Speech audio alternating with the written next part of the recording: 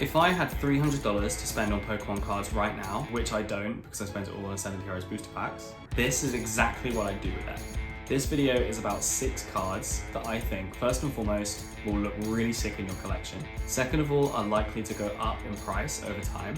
And thirdly, aren't mega expensive. They're accessible cards that are sitting at a really nice price point right now. So the idea here isn't just to give you a list, it's to show you how I think about buying different cards when you've got a smaller budget to work with, especially if you're trying to build a collection that's going to grow in value over time. And a quick note before we get in, with my $300, I'm not buying any sealed product. That isn't because sealed product is bad, it's because if I have sealed product, I know that I will eventually open it, and that is not the best for my collection. And one last thing, all the prices that I mentioned are in Singapore dollars. I'll put the USD conversion on screen as we go. Okay, first card that I'd buy if I had $300 to spend on Pokemon cards is the Radiant Charizard 20 from Crown Zenith. This is definitely one of the cheaper ones in the list, but it's kind of difficult to ignore a Charizard at this price when it looks this good. Charizard cards are obviously always in demand as he's one of the flagships of the Pokemon brand. And the Radiant cards feel like they're their own little category, and I think they look really cool. Crown Zenith as a set is also really coming into hype at the moment with cards like the Gold Gods, etc. And this just feels like an easy, low risk hold, which will also look sick in your binders. You could also interchange this Radiant Charizard with the Pokemon Go version, which I think is also sick and in a similar price point. So take your pick. Okay, the next card is the Rayquaza Amazing Rare from Vivid Voltage. I've always liked the Amazing Rares artwork. I feel like they're quite underappreciated. Others in the set also look really cool, but obviously the Rayquaza is the most iconic in that set. The price on this one has started going up a little bit recently, and so it's worth getting in now while you can, but I'm sure you'll agree, looks sick. Okay, the third card and the last in this sort of price point is Keldeo GG07.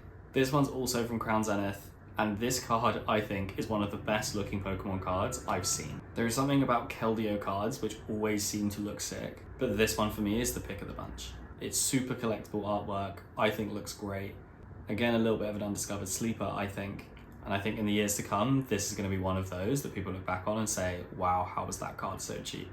Again, a low price point, so not much downside. I'd say get this, put it in your binders, let it sit there looking cool for a while and see where it goes. Next one on my list is the Mew EX from Paldean Fates.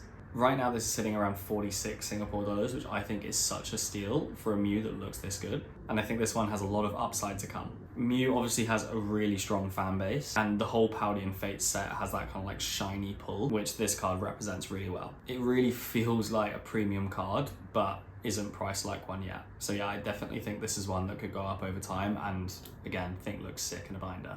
Okay, getting to the last 2 cards now. The numbers are getting bigger, the cards are getting more serious. We've got about 180, 190 Sing dollars to spend. The 5th card is Pikachu TG05 from the Trainer Gallery, otherwise known as Sleeping Pikachu. How is this card $65? The whole Trainer Gallery set is so underappreciated right now, and there are so many cards in this set that feel like chase cards but just not priced like it. You've also got the Gengar, for example, which I think is really underpriced, which is in this same price category, so to be honest, you could swap it out. But I think in terms of long-term value, it's Pikachu, because Pikachu's always going to have demand. And this artwork is just iconic. Like, look at that. Like, it's again one of those that people are going to look back on in years to come and say, how on earth was that card at that price? So this is a really solid pick. It looks awesome. You can show off to your friends that you've got it. It's accessible price-wise, and it's surely going to go up in value over time. So get it while you can. Now, before we get to the last card in my $300 picks, I want to call out 2 honorable mentions that I think would be sick additions to any collection, and I think will go up in value over time, but didn't quite make the cut because there's a certain price point, etc. The first of those is Eevee and Snorlax GX 120, which I think is such a fun card. Got 2 iconic characters in it. Tag team as a concept, I think is completely underappreciated, and I think it's definitely going up in price soon. And again, this is at a really accessible price point, so definitely consider it for your collections.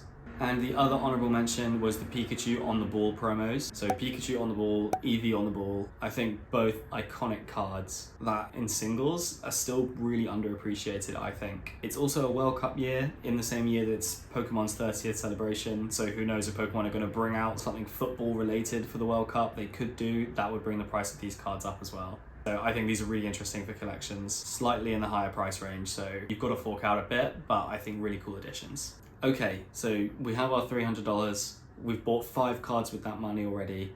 what is going to be the last card that we use the rest of our cash on. My last pick is Pikachu V from the Trainer Gallery, TG16. This again is just such an underrated, undervalued, underappreciated card, and look how cool it looks. People talk about Red's Pikachu in Japanese being one of those like future grails that's going to go up a lot in value, and I definitely agree with that. But I think this Pikachu V TG16 is in the same category. Yet the price point is just way lower. In terms of the price over time, it's Pikachu, which obviously solves a lot of your problems right away.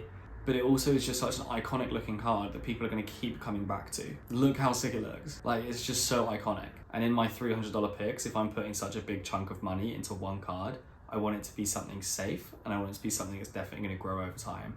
And this ticks both boxes. So yeah, looks great, gonna appreciate over time, is iconic, is Pikachu. What more could you want? So that's it. That's how I'd spend $300 on Pokemon cards if I wanted to find cards that looked cool, would appreciate over time, and wouldn't break the bank. You've got a nice mix of strong Pokemon cards, good looking designs and artwork, and a feeling that a lot of them are underpriced right now. And just a final thought, I think with Pokemon at this level, it's not that you're waiting for that one perfect pick of a card that's gonna skyrocket overnight. I think what you're doing is stacking a lot of good picks on top of each other so that you can build a collection that you think looks really cool, but also collectively is gonna grow into something much bigger in the years to come. Honestly, it's about cards that you think look cool, because those are the ones that others are likely gonna think look cool, and those are the cards that tend to do well over time. So look for cards that you like fundamentally. If you like them and they don't seem to be overpriced right now, then you're likely in a good spot. So I hope you've enjoyed the video. Hope you like my picks. I'd be really keen to hear any potential picks in this sort of price range that you guys would suggest. So let me know down below in the comments which cards you'd add to this list in this price range. Cards that you think are sick, cards that you think look good, and cards that you think are actually undervalued right now. Also just want to say thank you so much for all of the love on my previous video. You guys are seriously the best, so thank you. Hope you enjoyed it. See you in the next one. Peace.